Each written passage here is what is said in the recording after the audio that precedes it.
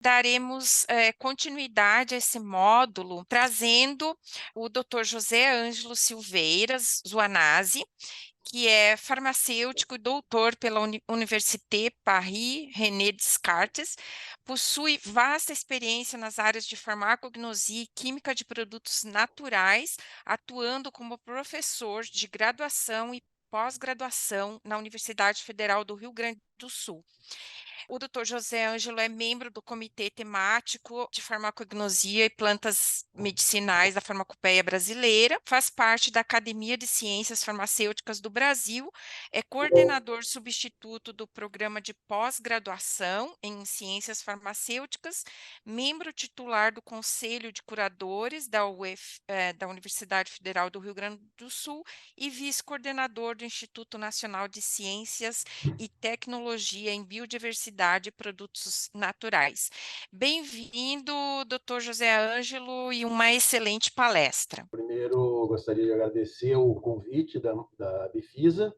Acho muito interessante esse tipo de workshop, discussão, porque podemos trocar ideias muito interessantes sobre os temas específicos e nem tão específicos como eu vou apresentar agora para vocês. O convite foi estendido para mim para que falasse sobre como é feita a sistemática de elaboração das monografias farmacopeicas de espécies vegetais, né, todos os critérios e os recursos financeiros envolvidos para essas elaborações e construções. A farmacopeia, ela é um organismo, né, oficial, e ela prima, então, pelo controle da qualidade da matéria-prima vegetal. Vocês me permitem, vou ler esse ponto estratégico aqui, que eu acho que é fundamental, que tem como base promover a proteção da saúde da população, estabelecendo requisitos de qualidade, especificações, limites e procedimentos para insumos estratégicos de interesse da saúde, no caso, especialmente para medicamentos, apoiando as ações de regulação sanitária nesse campo, induzindo o desenvolvimento tecnológico nacional. Na nossa sexta edição, publicada em 2019, nós temos vários itens, como apresentado aqui,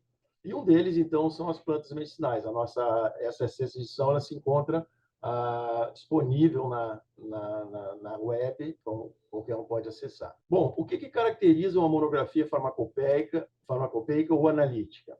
Ela tem que ter, sendo de plantas, então, uma caracterização botânica, isso é muito importante, é fundamental, uma caracterização química, a avaliação da pureza e o doseamento. É fundamental também aqui deixar muito bem claro que esse é um documento legal. Doutor Ângelo, por gentileza, a sua apresentação ela não está passando. Para mim, ela aparece aqui, eu não sei se... Então, será que o senhor compartilhou a apresentação? Só aparece o título para nós. Sim, eu estou compartilhado aqui. É que não está em modo de apresentação, tem que ir embaixo ali. E é em modo de apresentação. Provavelmente ele está compartilhando a outra tela. Tem uma de Perfeito. apresentação e a outra. Agora está ok. Está ok? Está ok. Bom, eu vou passar então rapidamente, porque o tempo também está muito curto. Eu falava então da promoção da saúde, que vocês enxergam agora a apresentação? Sim. Tá. Então, vamos promover a saúde, vou resumir agora, porque já passei, dos medicamentos, e é fundamental aqui, vou retornar, acho que esse slide não apareceu, então, que nós temos, fundamentalmente, alguns aspectos para ser levado em conta aqui numa monografia de planta medicinal. A caracterização botânica, evidentemente, tratando-se de plantas, a caracterização química, a pureza e o doseamento. E é muito... Desculpa, mas é que a gente não está vendo com uma apresentação. Não sei. Posso compartilhar, então, já que está dando problema? Eu compartilhar a partir de vocês aí? Isso. Pode ser. Pode ser? A versão que eu enviei é um pouquinho diferente essa aqui, mas está bem, essa altura. Então tenta cancelar o compartilhamento. E daí, Tá. quando você for compartilhar, seleciona a tela que está quando está a tela cheia, que é o modo apresentação. Vou fazer isso só um pouquinho. Agora aparece? Aparece a outra tela, a que não é o modo apresentação ainda. E essa? Continua igual. Bom, então vocês podem fazer, faz por aí, eu vou adaptando, então não é muita diferença. Pode Tá, ser? peraí. Engraçado que para mim aqui diz que está sendo compartilhado. Agora você consegue ver? Sim, e vocês vão passando aqui, como é que a gente faz? Isso, eu vou passando, pode me avisar. Ah, então tá, pode. Aí então vou rapidamente passar aí de novo. É importante, então, a confecção dessas monografias, baseando sempre numa estratégia de desenvolvimento tecnológico e preservando a saúde. Pode passar. E na farmacopeia, então, na sexta edição, nós temos um dos itens, são as plantas medicinais, pode passar, e que tem alguns aspectos fundamentais, sendo uma monografia farmacopeica ou analítica. Então, para a definição desses parâmetros, eu tenho que ter uma caracterização botânica, né? Evidentemente, porque se trata de plantas, e é muito importante esse aspecto. Uma caracterização química, a avaliação da pureza e o doseamento. Esta monografia farmacopeica, ela tem uma importância muito relacionada a um aspecto de legislação. É um documento legal. Isso, às vezes, é muito difícil de fazer essa discussão dentro da academia, por exemplo, que muitas pessoas que trabalham com plantas medicinais, trabalham até em estudos mais avançados, que constam numa farmacopeia, elas têm dificuldade de entender que o documento tem que ser aprovado em cima de todo um regramento oficial. E o uso é predominantemente industrial, mas também por todas uma farmácia de manipulação, etc., quem for se interessar e necessitar do uso dessas monografias. Próxima, por favor. Então, a farmacopeia ela vai ser muito útil para registro, análise fiscal, inspeção, todos esses aspectos de legislação vão se servir, então, dos dados colocados numa monografia farmacopeica. Próxima. Bom, o método a ser empregado, isso não é trivial, não é uma coisa que se encontra facilmente, muitas vezes tem que se fazer vários compêndios, vários estudos para se chegar a um método analítico adequado. E, basicamente, então, a gente tem problemas de toda a ordem aqui. Nós temos a matéria-prima, nós temos uma disponibilidade de amostras que deve ser muito grande, não podemos utilizar poucas plantas, e num país como o Brasil, por exemplo, que é continental, e a farmacopeia brasileira ela não é regional, então eu tenho que coletar plantas em diferentes estados, diferentes regiões, e fazer essas comparações, muitas vezes há uma mudança significativa, principalmente teor químico. Esses métodos também eles têm que ser desenvolvidos, têm que ser validados, muitas vezes eles são novos, e o analista que vai fazer isso, o profissional que vai operar exatamente, fazendo todas essas análises, ele necessita de um treinamento que não é também muito pequeno, ele tem que ter muitos anos de conhecimento de várias técnicas associadas. Próximo, por favor. Bom, então, a identificação da matéria-prima, então, ela vai ter que levar em conta todos esses aspectos, variedades, quimiotípicos, adulterantes. Deve-se utilizar sempre uma nomenclatura oficial, uma nomenclatura científica, porque os nomes variados, eles podem gerar muita confusão. E aqui surge um aspecto que cada vez tem crescido mais em relação à utilização de plantas no âmbito da regulação, que é a utilização de plantas de cultivo, que eu posso ter um maior controle na época, eu posso verificar os teores químicos, enfim, uma série de vantagens que são benéficas a partir do uso de plantas cultivadas. Próximo, por favor. Aí está um exemplo clássico que a gente utiliza nas aulas de farmacognosia. Aqui no sul se usa muito a erva cidreira ou capim-cidró, que se utiliza mais ainda o capim-cidró, essa monocotiledônica, o cigopogo, uma variedade enorme de possibilidades em cima de populares e que se confundem.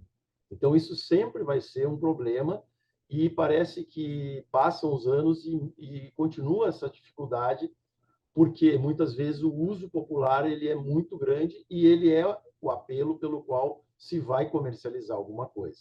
Próximo, por favor. Bom, então nós vamos ter várias formas, como falei, de obter essas plantas, por nativas, né, por coleta, que não é o ideal. Plantas exóticas, então, que vêm de outros países, nós podemos utilizar também. E as exóticas ou nativas cultivadas, que é o ideal, como eu acabei de falar. Próximo, por favor. Bom, então esse passa por uma secagem, todo um grupo de operações unitárias fundamentais, secagem da planta, armazenamento, todo um conjunto de métodos são fundamentais e que estão agregados, então, para a confecção dessas monografias. Próximo, por favor. Aí um outro aspecto fundamental, talvez seja o mais complicado de todas essas discussões, a escolha de marcadores. A escolha do marcador, ela permite identificar as espécies, selecionar de melhor qualidade, avaliar os cultivos, etc., e, inclusive, detectar produtos tóxicos com marcadores negativos. Só que esse aspecto é muito complicado, porque o marcador, pode passar, por favor, o próximo, os marcadores, eles dependem, assim, de dados muito concretos de relação linear entre a presença daquela substância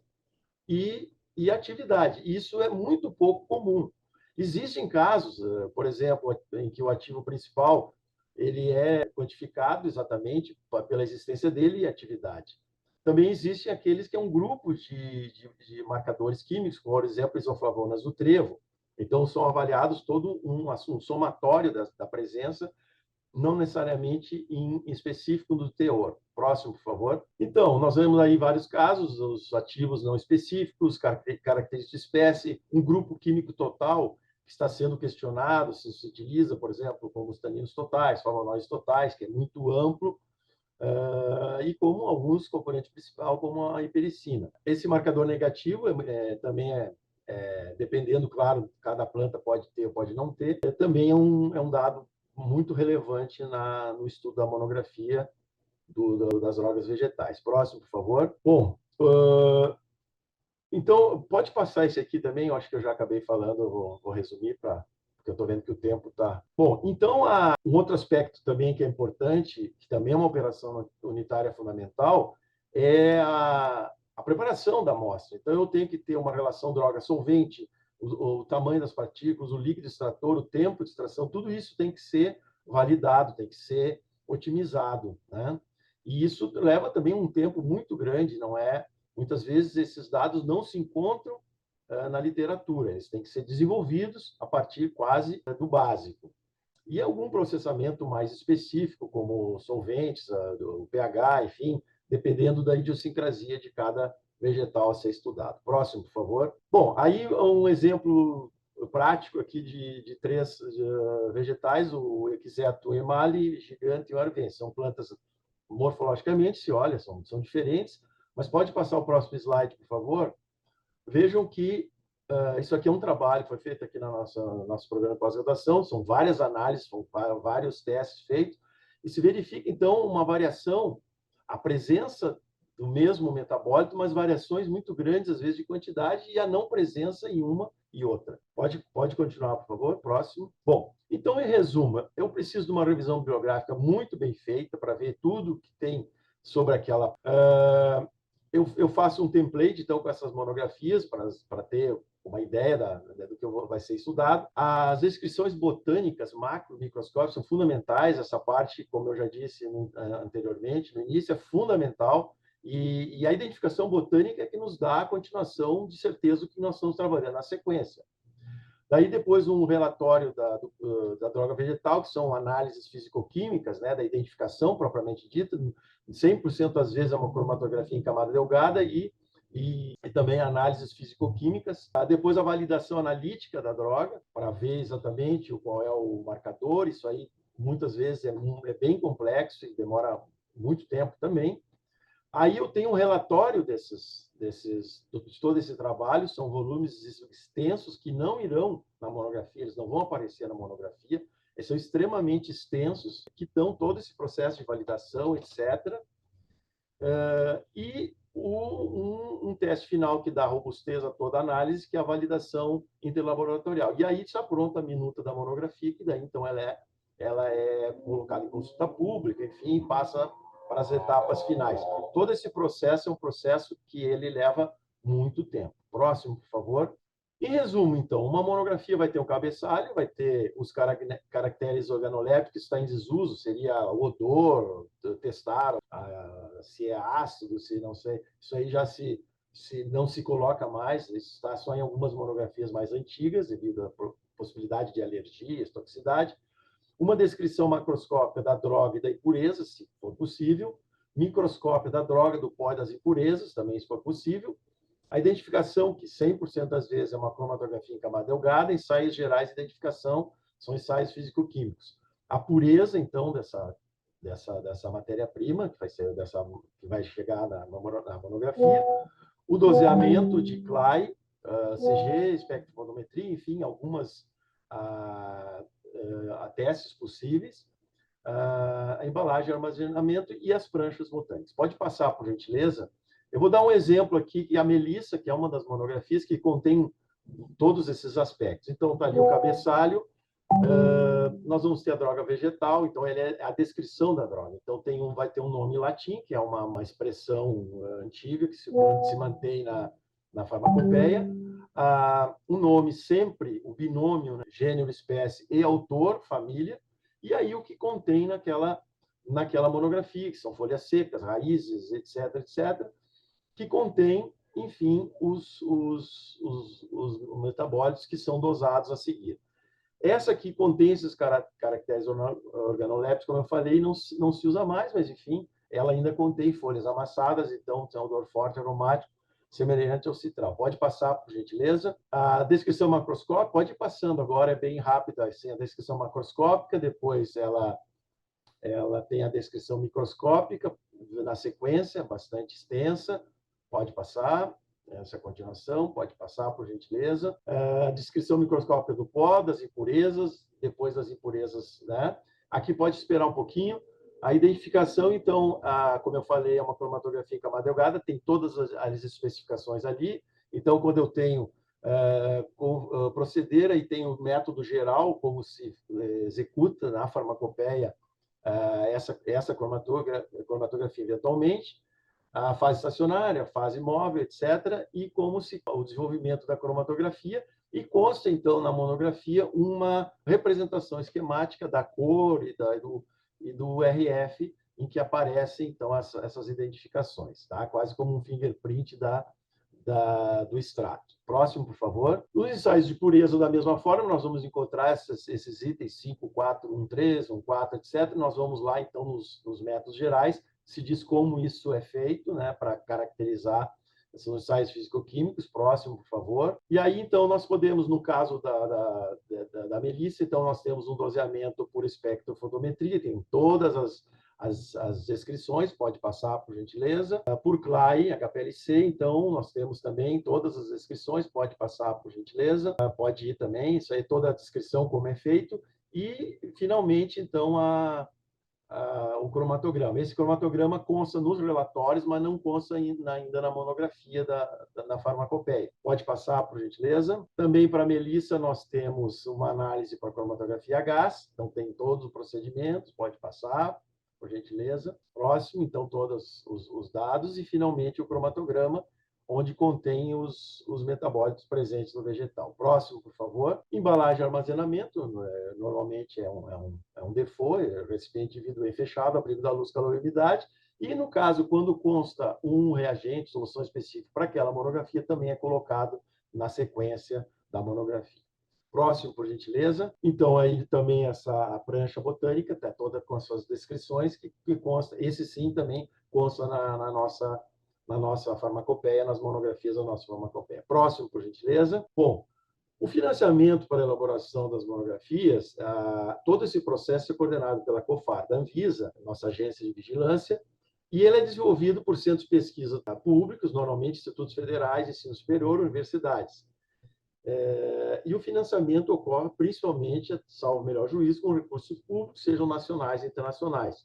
Então, é uma associação entre, de certa forma, o poder público. As universidades, elas entram como convidadas, parceiras, por desenvolver esse tipo de trabalho, mediante essa discussão com a agência de vigilância. Próximo, por favor. Obrigado pela atenção. Tive que manter no tempo aqui, e era isso. Obrigado.